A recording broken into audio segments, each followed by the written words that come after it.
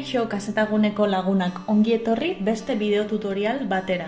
Gaur Google Mapsi etekinik handiena ateratzeko trikimailu batzuk partekatuko dizkizuet. Denborarik galdu gabe, nabigazioaren munduan murgilduko gara.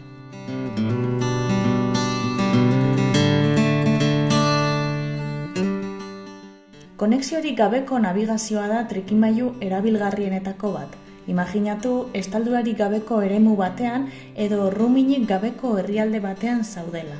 Mapa etxetik deskargatuta eraman dezakezu. Horretarako profilaren ikonoan klik egin eta konexiorik gabeko mapak aukeratuko dugu. Ondoren geure mapa aukeratuko dugu. Lauki urdin bat aterako zaigu eta horren barruan kokatu beharko dugu deskargatu nahi dugun lekua. Adibidez, Madril, eta deskargar botoiari emango diogu.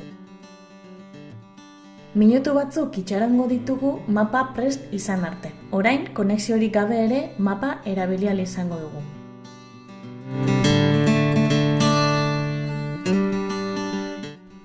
Beste trikimailu bikain bat Google Street View da.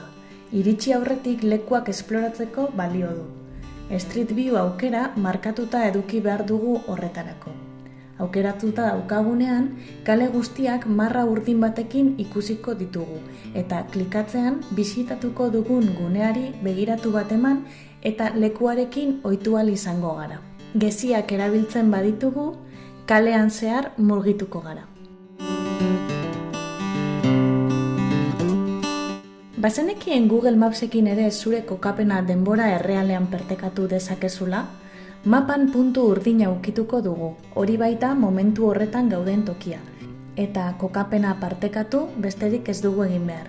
Ondoren aukeratu norekin partekatu nahi duzun, eta horrela ez da inoiz galduko.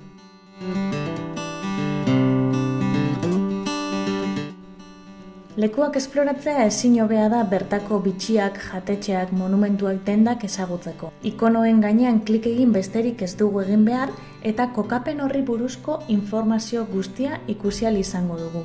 Gainera argazkiak, ordutegiak, beste erabiltzaile batzuen aipamenak ikusiko ditugu eta bertara joateak merezi duen baloratzeko balioko digu. Eta azkenik, aukera hau ere bikaina da, aurreko puntuan gunei buruzko informazioa nola irakur dezakegun ikusi dugu, baina leku guzti horiek leku nabarmen gisa markatu ditzazkegu. Horrela, bidaian goazenean, bizitatzeko ezinbesteko leku guztiak markatuta izango ditugu. Eta hau da dena gaurkoz. Google Mapsekin egiten dituzun bidaiak are harrigarriagoak izango dira trikimailu hauekin. Ez ahaztu aholku eta tutorial gehiagorako suskribatzea. Hurrengo bideoan ikusiko dugu elkar. Aio!